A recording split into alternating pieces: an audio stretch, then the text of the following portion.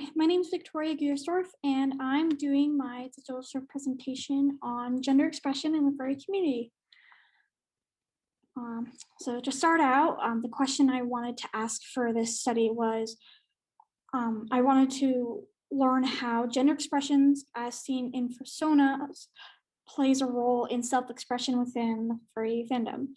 And specifically why I wanted to investigate this was because not only do I find the furry fandom fascinating, but I also wanted to sort of uncover the variables and the factors that may influences one's decisions on gender expression for their personas, which are important vehicles for self-expression within the furry fandom. But I also wanted to help non-members of the fandom gain a greater understanding of at least one aspect of the furry community. But first off, what are furries? Be put broadly, furries are people who enjoy anthropomorphized depictions of animals in art, music, writing, and other media. Some good examples of this are, say, the animals in Zootopia, the animals you might see in Lion King that are anthropomorphized and have human-like traits. However, furries usually enjoy this depiction of animals, usually to a higher degree than other people. However, being a furry is often self-defined. You have to call yourself a furry in order to, quote, be a furry. And majority of the activities that furries have with each other happen online, and most members end up discovering the fandom at first by stumbling across it online via art or websites. And members of the furry fandom express and depict themselves via online avatars, which also can be created in real life through art or fursuits called personas.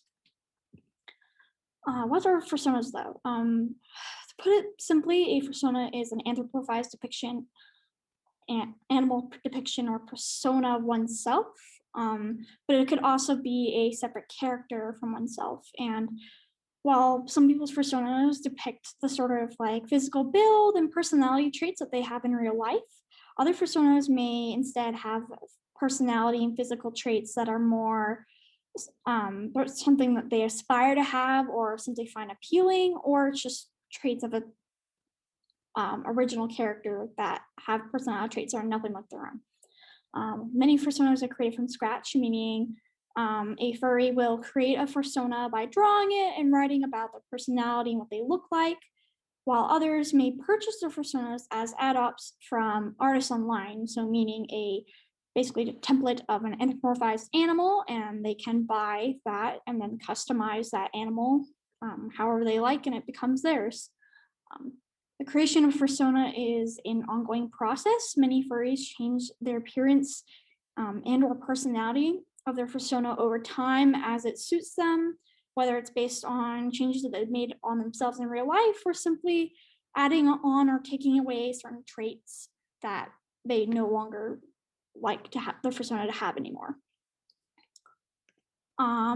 There's one of the most important aspects of personas is the species that you choose to be your persona. So these species can be chosen for a variety of reasons, whether it's just because someone likes the animal species or there are specific behavioral connotations associated with the animal species, such as cats being mysterious and aloof, whereas dogs are more friendly and upbeat, may affect this choice. And personas are depicted in two different ways.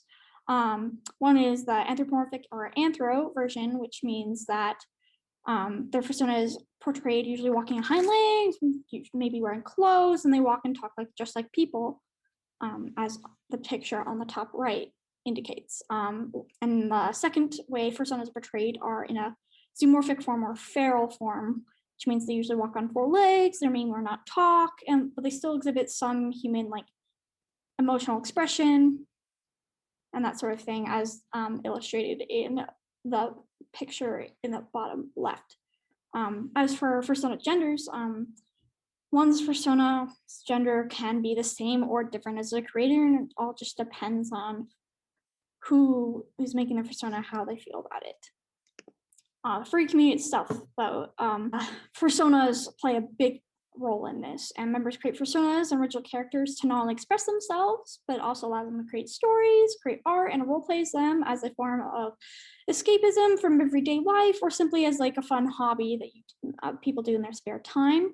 The Furry fandom not only gives members an outlet to express and explore their identity in a creative manner through art and other media, but it also allows them to make friends and relationships that they might not otherwise have. And the fandom also provides a safe haven for those who may feel marginalized by society. And members of the furry fandom typically interact through exchanges of art, role play, and stories on social media platforms, as well as in real life via fursuiting and at furry conventions and local furry meets.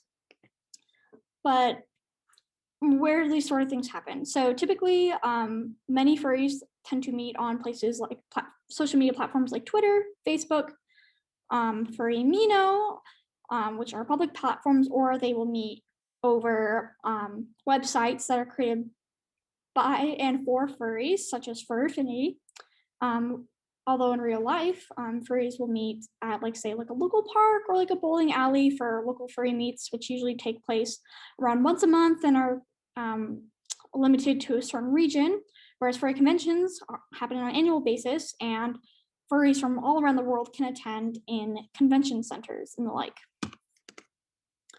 But part of the fandom at all, for one, not only does fandom allow you to make friends and have relationships with other people, but it also gives people a sense of community, kind of like being fans of a sports team. That can be very important psychologically and socially for a person. But the fandom also allows for escapism through art of one's persona and role play, which can be a great way for someone to de-stress from their everyday life. Furries in the public eye. So unfortunately, much of the media that has portrayed furries, both in the past and still in the present, has portrayed them in a negative light. Specifically, they sort of generalize the fandom's activities to be that of sexual deviancy, sometimes bordering on bestiality, which can be a very uncomfortable topic, and unfortunately is also very untrue. And while the furry fandom does have a sexual side, like many other fandoms do, that side is nowhere near as prevalent as much of the media makes it out to be. And as a result, the furry fandom deals with a serious stigma in society. Research methods. So for this particular study, I decided to go about this in two different ways. The first was I went onto a furry website called Furry, and I observed 500 different public profiles and used a tally system to mark down the gender of the profile's owner and the gender of their persona. And I did that 500 times, making sure that the age of the profile owner at least read to be 18, and then I did not document any other information, simply the gender. And then the second way I went about this was to produce a survey. So I went onto a private furry Facebook group, joined it, and then I gained admin permission to conduct the survey within this furry Facebook group to get survey participants for my study. And some inclusion and exclusion criteria. My goal was to get 50 to 100 participants for my survey to observe 500 different furry public profiles, and that all participants have to be members of the furry fandom, have to be at least 18 years old, and they must be able to read and write in English.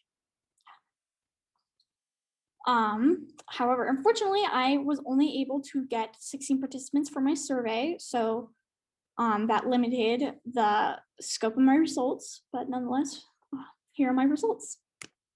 So to start, for my furry public profile observation, I found that 34.4% of all observed profiles, their persona's gender did not match the profile owner's gender, whereas 65.6% did. So this means that while there wasn't a statistically significant number of furries whose persona did not match their own gender, it still means that there is at least some level of creative gender expression. And I also found that around 45% of observed profiles marked were marked as female, 37.4% were male, 13.4% were non-binary, while 0.8% and 1.8% were intersex and agender, respectively. For my survey, I got slightly different results, with 25% of participants stating that their own gender did not match the gender of their persona, whereas 75% said that it did. And as for the gender ratios, 50% were male, 25% were female, 18.75% were non-binary, and 12.5% were gender fluid. However, I do know that there are no individuals who indicated they were intersex or agender, unlike my fur affinity profile observation. And similar to the fur affinity profile observation, there was not a statistically significant number of furries whose persona gender did not match their own. So I found, as for my qualitative questions for my survey, because I conducted two different types of questions. One was just simply marking the gender of participants, and then I also had them explain sort of why they sort of chose to have their persona express themselves in different ways. Like, why do they choose to have their persona be a different gender, the same gender? So for one, many participants remarked that the furry community provides a safe haven for the marginalized. Basically, people felt more comfortable as furries to use their personas to express themselves using a different gender than they would otherwise. And many also indicated that their personas did not follow traditional Western gender expression in their dress, appearance, and behavior within art and role play. And also the personas just allowed for a creative medium for their makers to experiment with gender identity, but also personality, role play, and other activities. And also because the furry fandom is very accepting of people from all walks of life, their persona also allowed them to express their gender identity in a way that they may not otherwise be able to in real life. And here's some interesting survey response quotes. Feel free to pause the video if you want to read them. Discussion. So results from the study show that the furry fandom provides a safe, somewhat anonymous space for people to express themselves via their personas in art and roleplay and other mediums, free from the social limitations that are present in everyday life, and that furries use their personas to experiment with gender identity expressions and aspects of their personality. I hope, due to limitations of the study, to replicate this study later on, but with some modifications to my survey recruitment strategies, so that way I can get a more statistically significant number of participants, so I can get more reliable information on this gender expression in personas in the future. And while the true extent of which furries violate traditional gender roles and norms via their personas is unknown due to limitations in the study, I can say that there is some level of creative gender, emotional, and identity expression occurring in members of the furry community. Thank you. And here are my sources.